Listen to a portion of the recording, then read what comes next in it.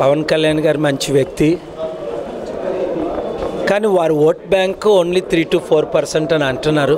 ఒకవేళ 5% అనుకోండి, 10% వస్తేనే డిపాజిట్లు వస్తాయి.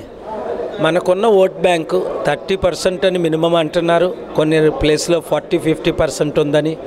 బడుగు బలహీన వర్గాలందరూ ఇప్పుడున్న 2 వైఎస్ఆర్సీపీ కాంగ్రెస్ అప్పుడు పార్టీ, బీజేపీ పెద్ద పార్టీ కాదు, టీడీపీ పార్టీకి వ్యతిరేకంగా ఉన్నారు వాళ్ళు బీజేపీ ఏజెంట్లు కనుక. ఇప్పుడున్న 30% లేదా 40%తో మనం స్వీప్ చేస్తాం రాష్ట్రాన్ని, నో డౌట్ అబౌట్ ఇట్.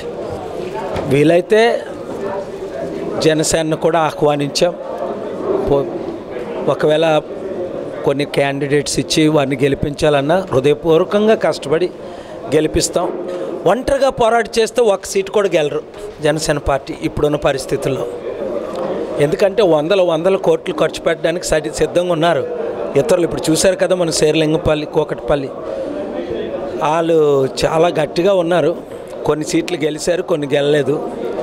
మనకేంటంటే మనం సేవలు చేసి ఉన్నాం 30 సంవత్సరాలు ప్రతి గ్రామంలోని, 23 జిల్లాల్లోని, ఆంధ్ర 13 జిల్లాల్లో వేలు కోట్లు ఇచ్చున్నాం. మన రాష్ట్రంలో, మన దేశంలో, ప్రపంచంలో 3 లక్షల కోట్లు.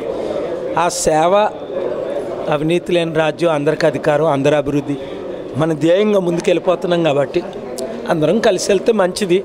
కాపు ఓట్లు ఒకటి కూడా చేరకూడదు. అమ్మ ఫర్నిచర్ వారి మన పండుగలు మన ఫర్నిచర్ ఆఫర్లు. 10,000 రూపాయల విలువ గల ఫర్నిచర్ కొనుగోలుపై 1000 రూపాయల క్యాష్ బ్యాక్ కూపన్ తో పాటు ప్రతి కొనుగోలుపై క్యాష్ బ్యాక్ గిఫ్ట్ కూపన్ పొందండి. విజిట్ అమ్మ furniture mall, mini bypass road మరియు విజయమహల్ గేట్ దగ్గర, నెల్లూరు.